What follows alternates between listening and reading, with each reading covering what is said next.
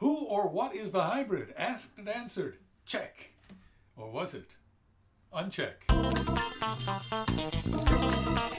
Hi, Mickeleh here.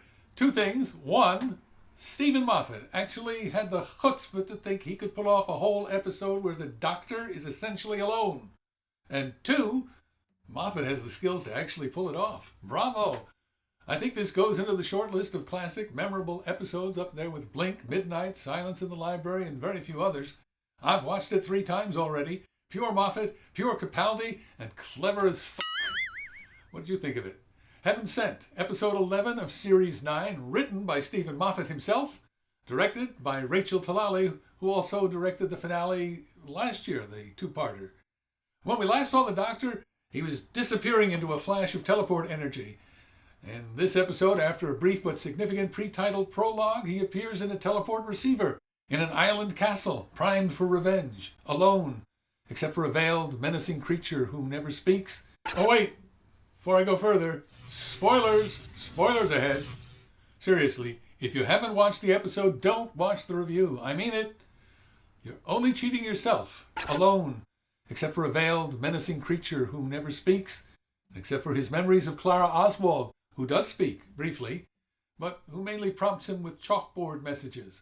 This episode is a tour de force in writing, directing, in design, lighting, cinematography, editing, pace, and music, and in Capaldi's performance. The Doctor steps out of the teleport into a room with a skull on the floor and the word bird written in sand. The veiled creature stalking him, listed in the credits simply as The Veil, seems to be an analog of the Grim Reaper, the Angel of Death. He stalks the Doctor through the castle, slowly, relentlessly. As the Doctor describes it in the prologue, you will run, it will walk. You will rest, it will not. One day you'll notice a second shadow next to yours, your life will be over. As the Doctor speaks those words in voiceover, the camera explores the castle in a series of shots that will take on new meaning when you view the program a second time. All very clever in that Moffat-y way of being very clever. As he makes his way around the castle, the Doctor notes several odd things that suggests he is perhaps in a dream state.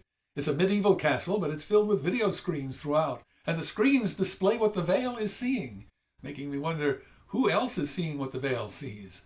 There's a portrait of Clara in oils, but it is unexpectedly old, the paint cracked. The castle seems to be infested with flies.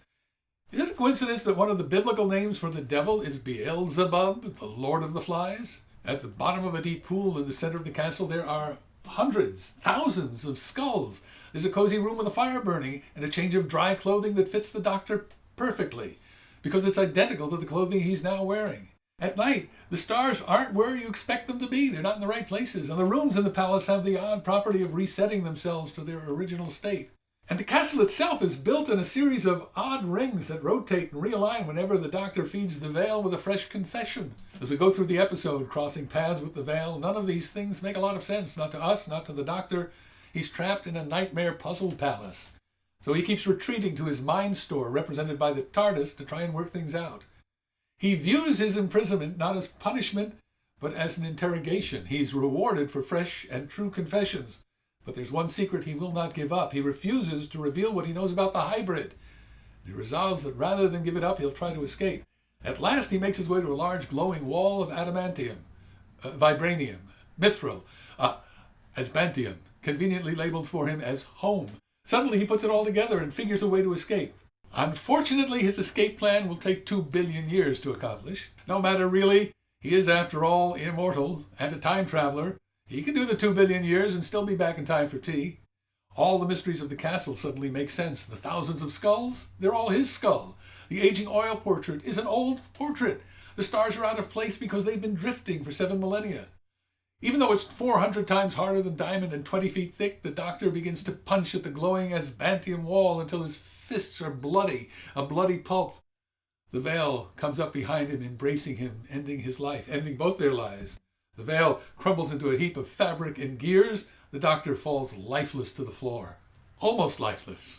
In a voiceover, he reveals that a Time Lord, even if he's too weak to regenerate, still may take days to die. In that interval of his dying, the Doctor painfully crawls back through the castle to the teleport room. He believes it holds a copy of his data in the hard drive. He scrawls the word bird as a note to his next incarnation, and then energizes the teleport by setting fire to his own dying body. His dying body burns, a fresh copy of the Doctor materializes in the chamber. We're back to the state of play at the beginning of the episode, but a few days later, in a room with a skull and the word bird and the menacing veil. And we suddenly realize that this episode doesn't follow immediately after Face the Raven, but instead begins 7,000 years into the future. In a masterfully edited sequence, we go through the entire story again, and then again and again. As the years mount up and the Asbantium wears down, it's Doctor Who meets Groundhog Day. But unlike Bill Murray in Groundhog Day, the Doctor has no memory of his previous trips through the castle. He's more Ned Ryerson, the insurance salesman, than Phil Connors, the TV weatherman. Each copy of the Doctor is fresh, with no recollections, but each copy makes the same discoveries and the same deductions. And each time, like the bird in the grim fairy tale, he punches another infinitesimal bit out of the Asbantium wall before dying. After 2 billion years, 2 billion years, the Doctor punches through and finds himself on Gallifrey. And the Doctor reveals to us that he, the Doctor, is the very dangerous hybrid warrior of the ancient legend. And by ancient legend, I mean the one that Moffat just made up at the beginning of this series. Or does he? He didn't actually say, I am the hybrid. What he said was, the hybrid is me, which is ungrammatical unless he was saying the hybrid is me. The hybrid is mentioned 7 times in this episode, twice in the previews. And as at the beginning of the hour, the Doctor is primed for revenge. Having seen the ending, of course, I had to watch it a second time to see just how well it holds up when you know the story. If you haven't done that yet, you should, because it's even better the second time through. You need to watch it twice. Brilliant use of the TARDIS set and lighting to represent the Doctor's thinking place, where pushed, prodded, and prompted by his memories of Clara, he works out the solutions to the puzzles of the palace. Heaven Sent is one of those stories that plays as 2 very different stories depending on whether you know the secret of the ending or not. M. Night Shyamalan's one good movie, his only good movie, The Sixth Sense, works that way. And Eugene O'Neill's The Iceman Cometh also transforms itself when you see it a second time. I enjoyed this episode immensely. Did you? Let's talk about it in the comments. Do you agree with me that it goes on the top shelf? If so, what other episodes do you put on that shelf? Until next time, I'm Mickeleh. DVD extras. Are there holes in the story? Maybe. I see a couple of problems. What was the Doctor's first trip through the castle like, when there were no skulls under the water, no extra set of dry clothing for him, and the stars were all in the right places, and the portrait of Clara was freshly painted? How did he work out the puzzle without those clues? How did he put it all together the first time? Also, while the Doctor takes the journey through the castle anew every time the transporter prints out a new copy of him, surely whoever it was that sent him to the palace in the first place must notice he's doing it again and again and again and again. Are they getting the feed from the veil? The whole setup seems to be made to get the Doctor to confess. How many times do they have to hear the same confession to realize he's not going to give up the hybrid? Unless, of course, their plan is to count on him escaping in a couple of billion years, or unless it's not a couple of billion years, but only a dream. Sprinkled through the episode, some wonderful Doctor epigrams. Here are a couple. The day you lose someone isn't the worst. At least you have something to do. It's all the days they stay dead. And I'm not scared of hell. It's just heaven for bad people. This week, Doctor Who added another 10 minutes to its usual running time. Since the episode covers 2 billion years, I'd say we got off lightly. Only one more of these and I will be released from this puzzle palace. Any thoughts about what I should do next? I'd like to get back to movies about movies. I also want to do more on politics. Other reviews of this episode, including Harry's Moving Castle. Thanks so much for the shout out, Harry.